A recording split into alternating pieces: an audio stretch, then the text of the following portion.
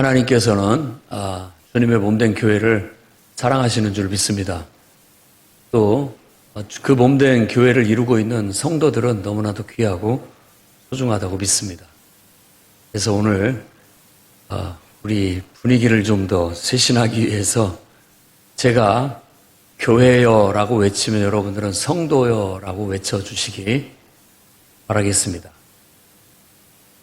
갑자기 왜 이런 짓을 하느냐, 너무 부끄럽게 생각하지 마시고 한번 해봅시다. 단합된 마음. 교회는 하나됨이고 교회는 거룩함이기 때문에 함께 한번 해봅시다. 제가 교회여 하면 여러분들은 성도여라고 외치는 겁니다. 교회여! 제가 성도여라고 하면 여러분 교회여를 힘차게 외치시는 겁니다. 성도여! 교회여! 성도여! 예. 교회가 얼마나 좋습니까? 하나님이 너무나도 귀하게 보시는 것이 교회입니다. 성도 한 사람 한 사람이 얼마나 귀중하고 소중합니까? 여러분 마음속에 교회를 떠올리고 성도를 떠올릴 때 감동이 있으시기를 바랍니다. 교회를 외치고 성도를 외칠 때 여러분 마음속에 기쁨이 있고 은혜가 있을 수 있기를 바랍니다. 교회요! 네, 그 정도 목소리로 아멘도 외쳐주시면 감사하겠습니다. 성도요! 네, 깨어나시기 바랍니다. 네, 요엘서는 메뚜기 재앙을 보고 감동을 받았어요. 막 메뚜기 떼가 완전히 세상을 휩쓸어서 온 세상을 하얗게 다 갉아먹어버리는 걸 보고 아마 감동을 받고 이 땅에 임하실 하나님의 마지막 심판을 내다보고 예언했습니다. 오늘 이 아모스는 목동이에요. 드고아라고 하는 베들레헴 밑쪽에 있는 드고아 산지에서 양을 치는 목자였고 또 뽕나무를 재배하는 농사꾼이었습니다. 그런데 어느 날 시온에서부터 울려 퍼지는 하나님의 호령소리를 들었어요. 이 호령소리가 사자의 울음소리 같았습니다. 여러분 사자 울음소리 한번 흉내내 보십시오. 어떻게 냅니까? 어떤 아이가 자기 엄마한테 사자는 어떻게 울어요? 그러니까 아버지가 어흥 이렇게 운다는데 무섭습니까? 사실 사자의 울음소리는 굉장히 저음이고 우리가 생각한 것처럼 막 귀가 찢어지는 듯한 그런 소리는 아닙니다. 굉장히 울림통이 크고 저음으로 어르렁거리는데 그 소리를 들으면 모든 짐승들이 위축되고 두려워 떤다고 합니다. 그래서 그걸 포효라고 하죠. 포효.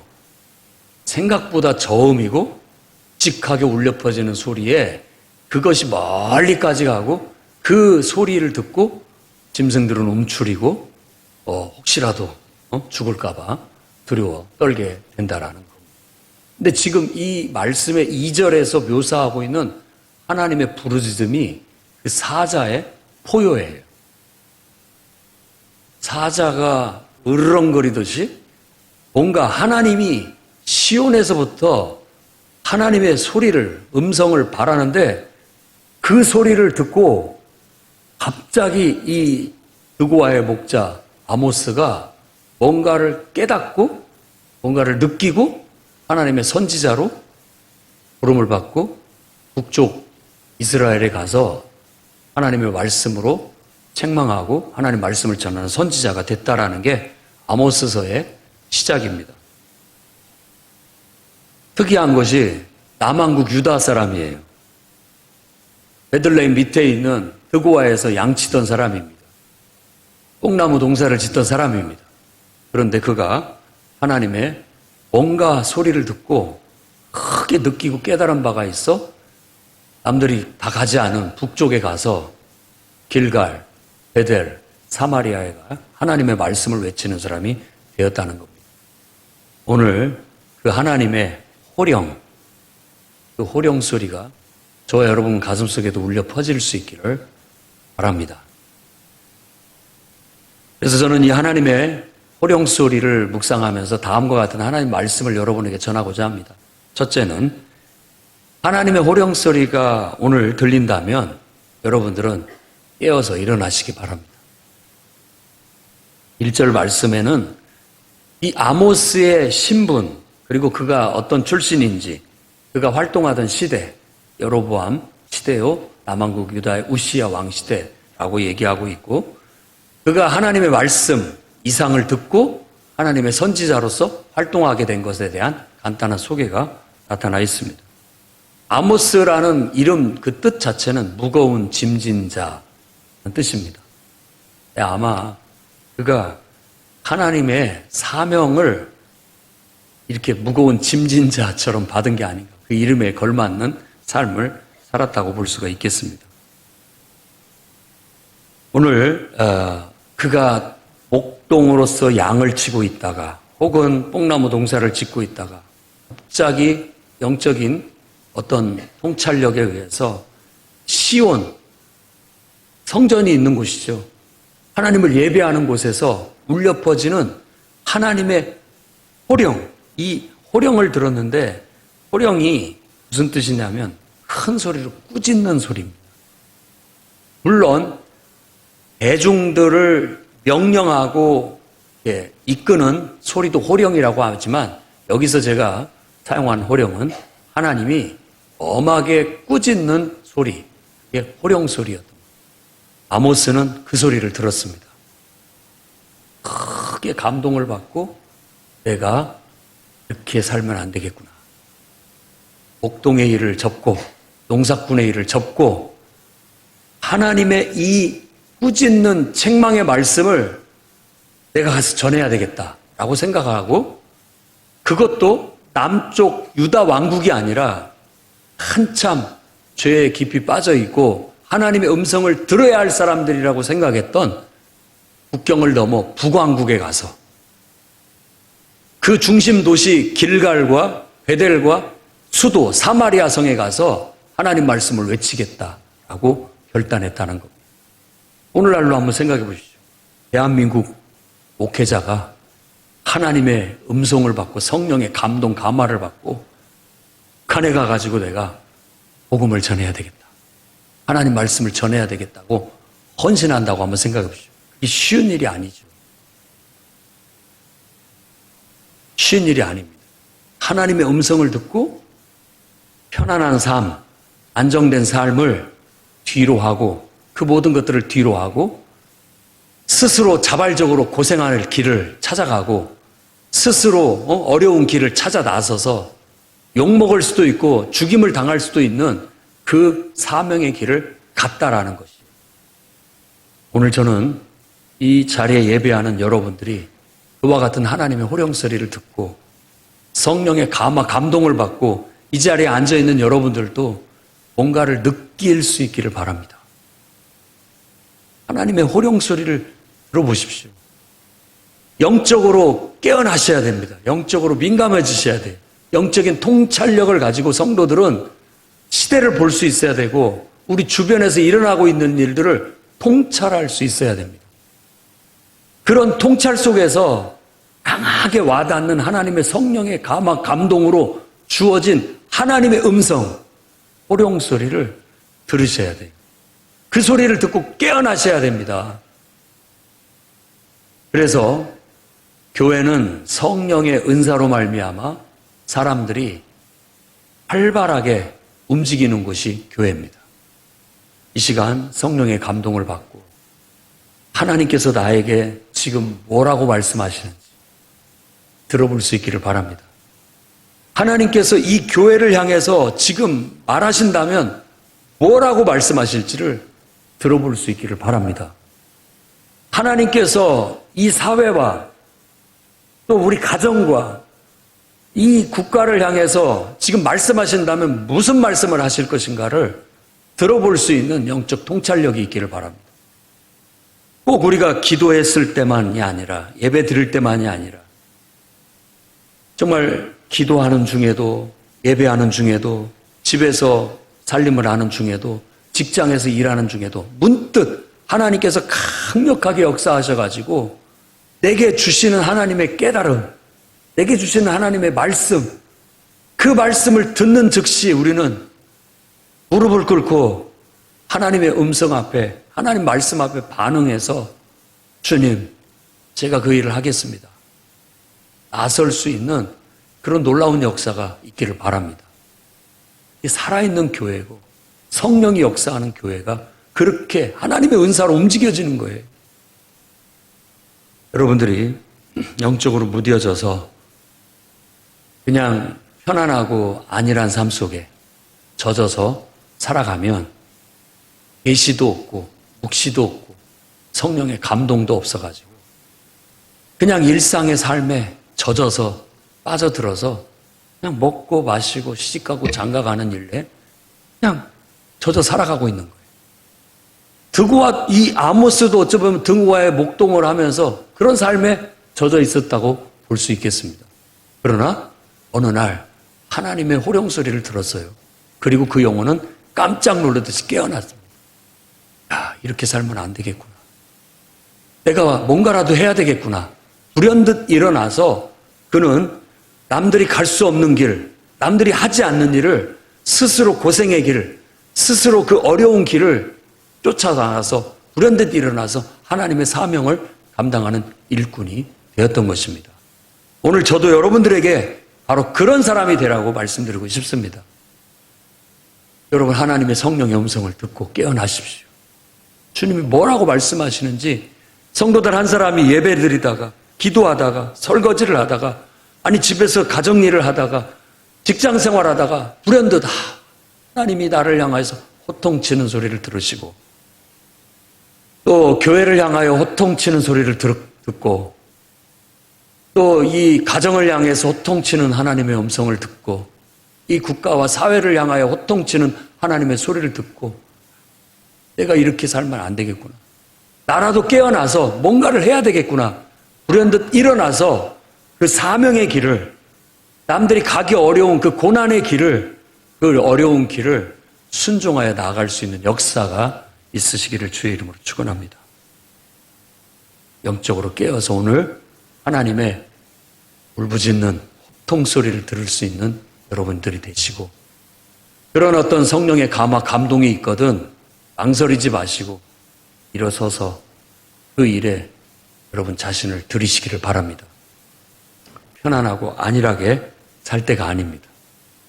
여로보암 시대는 앞에서 호세아서에서도 말씀드렸듯이 북쪽의 국가들, 북쪽에 있는 아람과 아수르가 비교적 세력이 약화돼서 이 이스라엘이라는 나라가 정치적으로 경제적으로 중흥하는 솔로몬 이후로 가장 황금기를 맞이하고 있던 때였던 겁니다.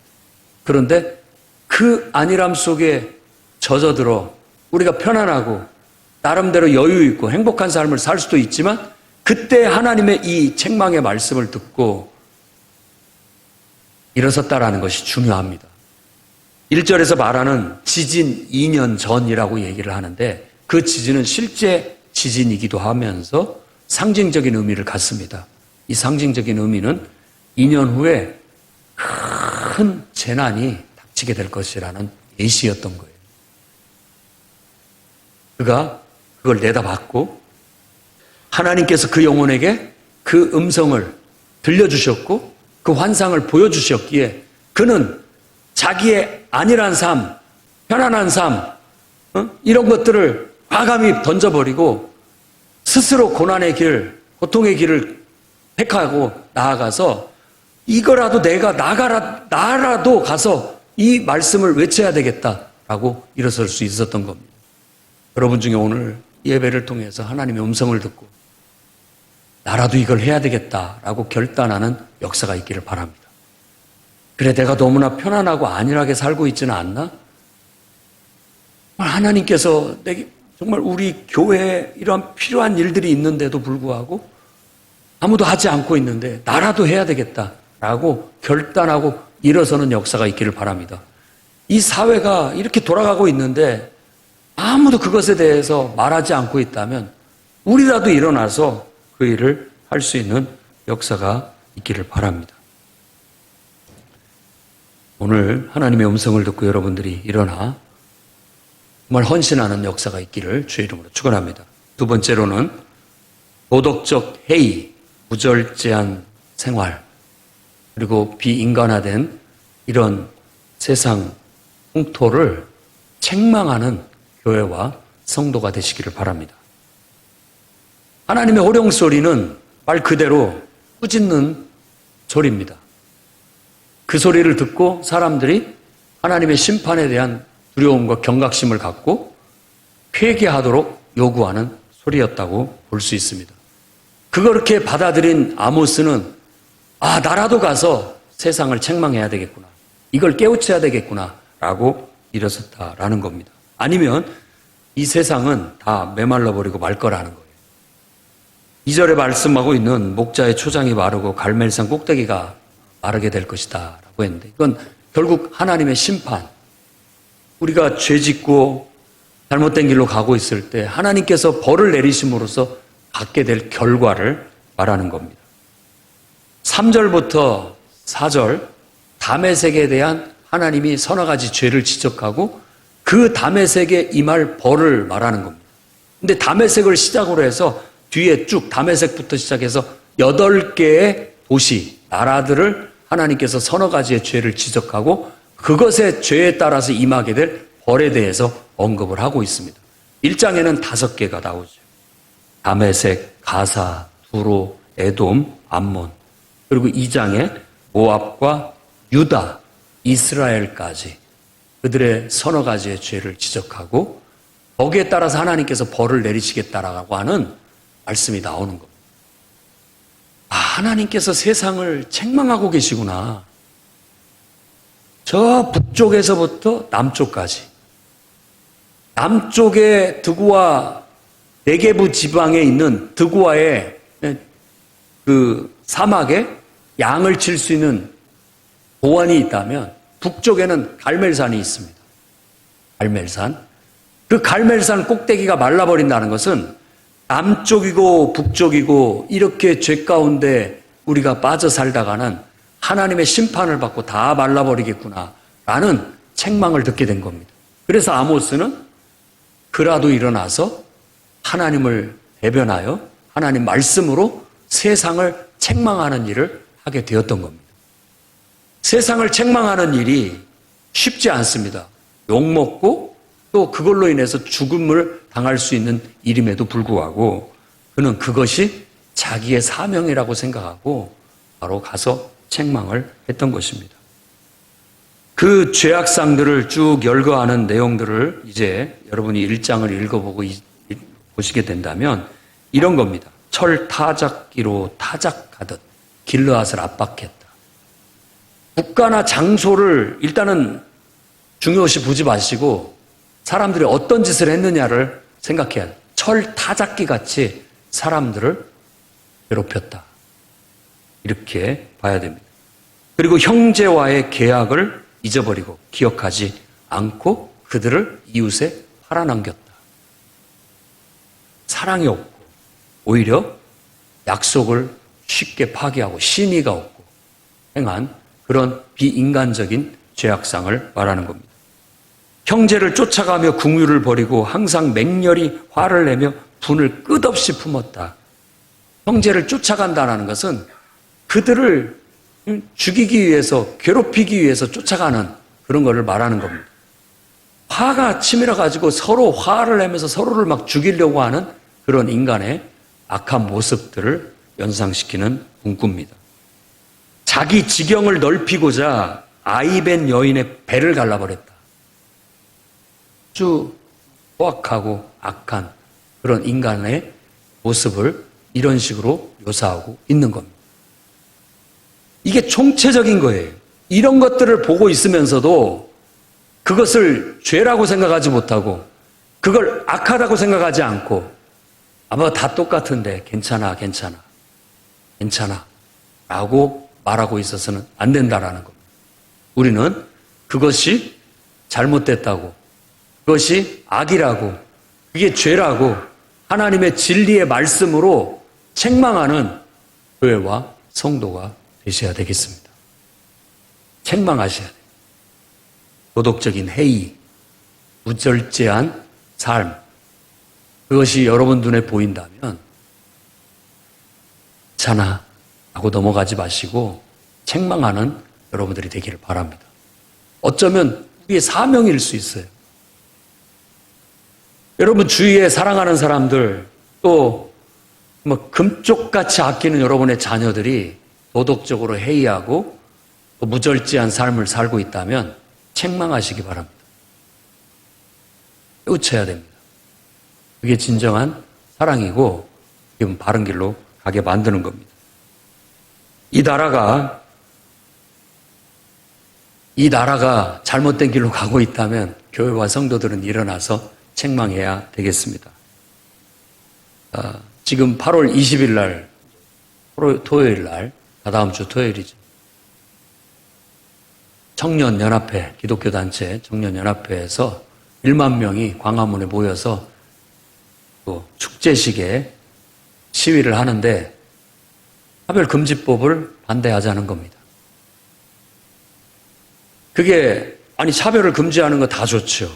누구보다도 기독교인들이 차별을 금지하는 것을 앞장서야 되겠지만 그 속에는 독소조항들이 들어있다는 거, 그리고 분명하게 생물학적 성을 하나님께서는 남자와 여자로 딱 정해놓으셨는데 인간의 오만과 자만이 창조주는 그렇게 정했을지라도 우리는 또 다른 성을 만들자 해가지고 또 다른 성을 만들어냈어요. 그러면서 그것도 괜찮다, 좋다. 그걸 합법화하자는 그런 운동들을 하고 있는데 우리 성도와 교회들은 아니다, 세상을 책망할 수 있기를 바랍니다.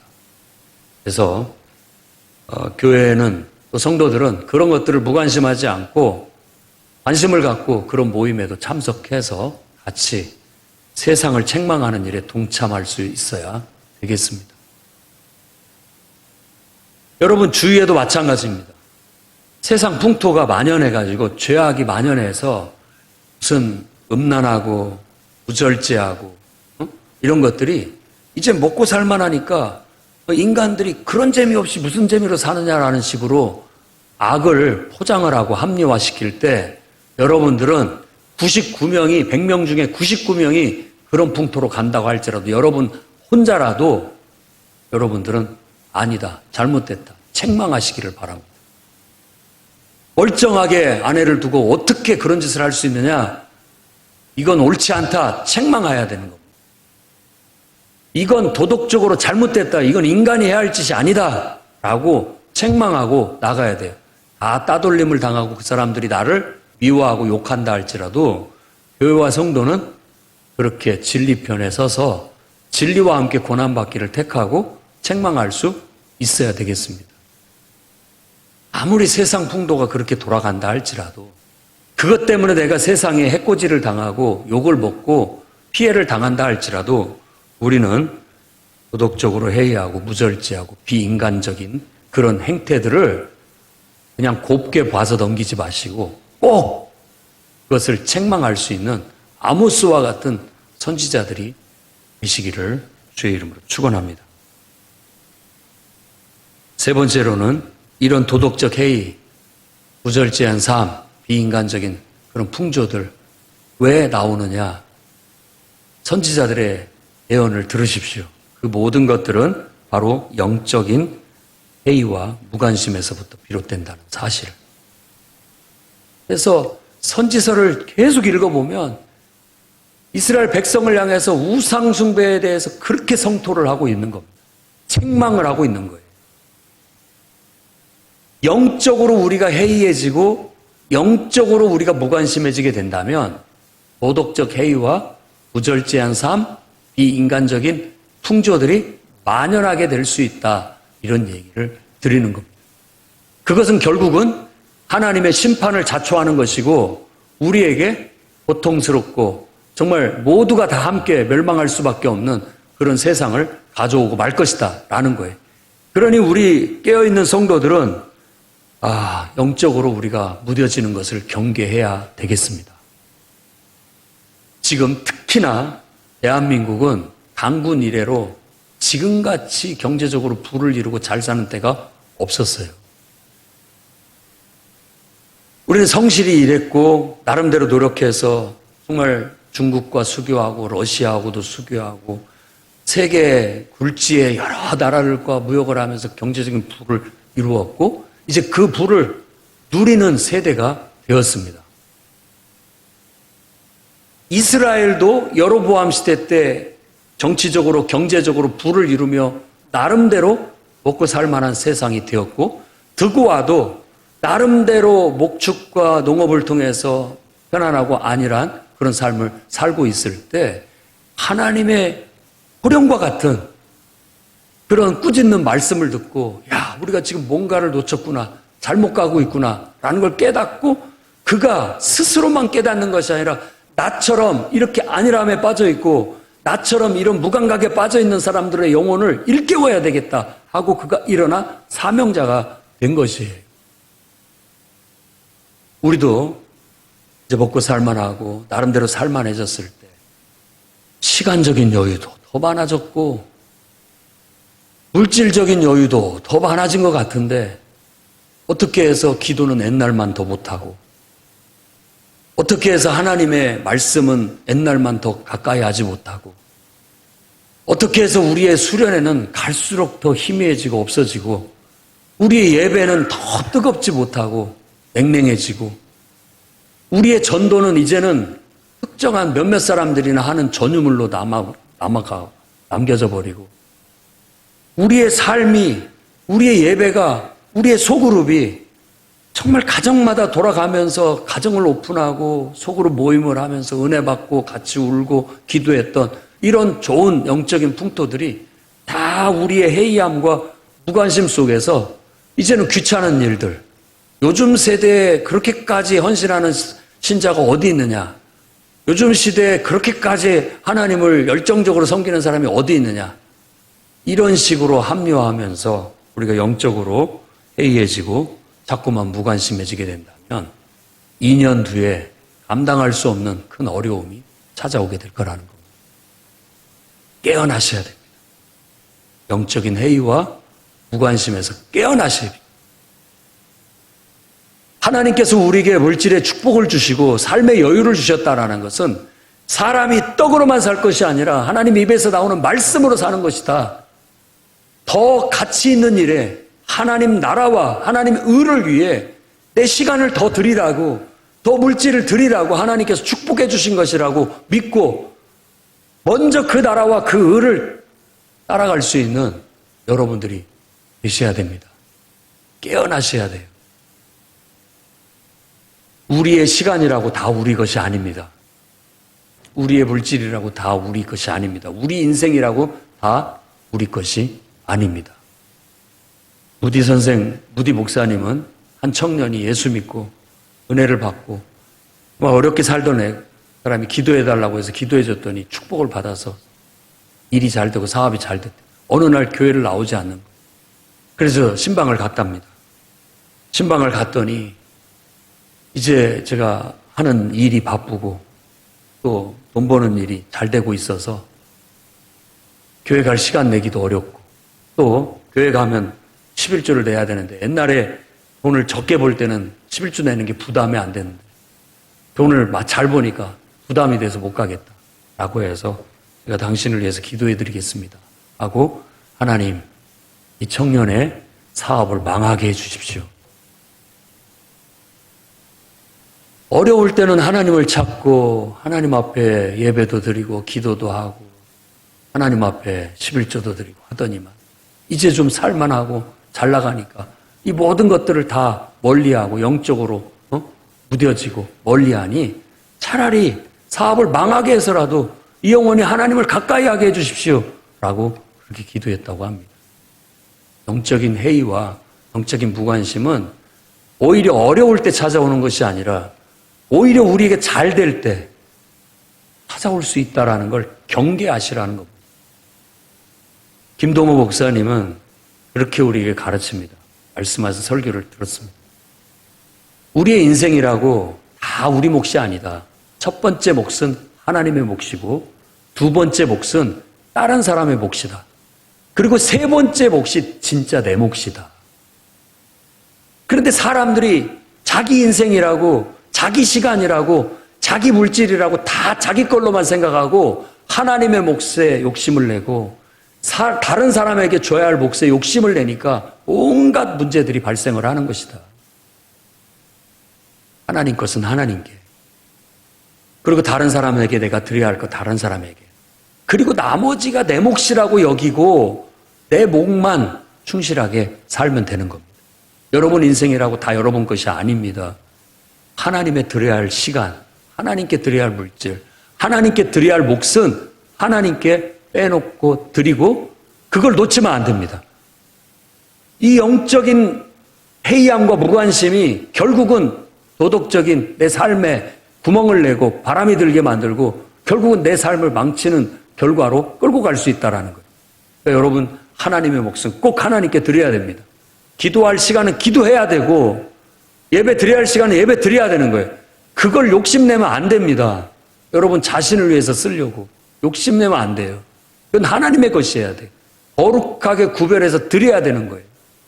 그리고 다 내 것이라고 할 것이 아니라 내 모든 삶은 일부분은 다른 사람을 위해서 쓰도록 그렇게 아예 몫으로 정해져 있습니다. 가정을 위해 써야 되고 가족을 위해 써야 되고 또 누군가 어떤 다른 사람을 위해서 그 부분은 내놔야 되는 거예요. 그것까지도 들지 않고 욕심을 부리게 된다면 세상은 도덕적으로 해이해지고 무질서하고 무절제하고 비인간적이고 악해지고 타락하게 될 겁니다. 드릴 건 드려야 되는 거예요. 할 건 해야 되는 거예요. 그리고 나머지 몫을 가지고 나를 위해서 사는 거예요. 그러니까 아니 차 띠고 보 띠고 나머지 다 뭘 먹고 삽니까? 그 나머지를 가지고 더 성실하게 열심히 자기 몫을 살아낼 때 제대로 된 삶을 살게 되는 거예요. 건전하고 균형이 잡히고 더 형통하고 더 복된 삶을 살 수 있게 된다는 거예요. 속지 말아야 돼요. 사탄은 끊임없이 우리를 속이고 있고 세상도 우리를 속이고 있는 거예요. 그러니 우리의 영적인 해이함과 무관심이 오히려 우리의 삶에 득이 되지 않고 오히려 해가 될 수 있다는 걸 깨닫는 시간이 되기를 바랍니다. 여러분 기도를 회복하십시오. 예배를 회복하십시오. 기도해야 할 시간은 해야 됩니다. 뭐 하고 계십니까? 영적으로 깨어나셔야 된다고요. 예배 마음을 다하고 힘을 다하고 뜻을 다해서 드리십시오. 이 시간을 헛되게 보내지 마시고 이 시간만큼은 하나님 앞에 최선을 다해서 최고의 것으로 드림으로써 마땅히 우리가 해야 할 역할을 해내시라고요. 성경 공부 아무리 바쁘고 힘들어도 성경 배우셔야 됩니다. 제자 훈련 하셔야 돼요. 언제까지 우리가 늘 어린아이 신앙에 머물러 있어서는 안 됩니다. 배우는 데 시간을 투자하고 나셔야 돼요. 요즘 젊은이들이 정말 저는 영적으로 깨어날 수 있기를 바랍니다. 낮밤을 거꾸로 삶은 젊은이들은 정상으로 빨리 회복하시기를 바랍니다. 왜 좀비 영화가 흥행을 하는지 제가 알았습니다. 요즘 세대 젊은이들이 다 좀비예요. 어두워지면 그때부터 깨어나서 활동하기 시작하고 낮이 되면 그때 잠들기 시작해요. 좀비가 아니고 뭡니까? 무절제한 삶을 살면서도 그게 잘못된지를 몰라요. 깨달아야 됩니다. 여러분들이 술 먹는데 돈을 들이고 새벽까지 시간을 들이고 그때서 와가지고 또 꼬라 떨어지고 하는 그 에너지를 만일 우리가 하나님의 몫이라고 하는 시간과 물질을 하나님께 드린다면 그럴 시간이 없어요. 그렇게 못합니다. 이 기둥을 딱 박아놓으니까 그런 삶이 될 수가 없는 거예요. 그뿐만 아니라 내가 가정도 생각해야 되고 또 가족도 생각해야 되고 다른 사람도 생각해야 된다는 기둥을 딱 박아놓으면 어떻게 그렇게 무절제한 삶이 가능해집니까? 절대 안 되죠. 할 수가 없습니다. 시간이 없어서 안 돼요. 에너지가 안 돼서 안 되는 거예요. 그런데 그런 데다 시간 다 버리고 예배 드려야 할 때 방구석에서 여기서 자고 있고 정신 못 차리고 있고 언제까지 그런 생활을 한단 말입니다. 하나님께서 2년 후에 큰 지진을 내리실 겁니다. 그 전에 책망받아야 되고 그 전에 책망받아서라도 그 영적인 해이함과 그 무관심을 깨어내야 되는 거예요.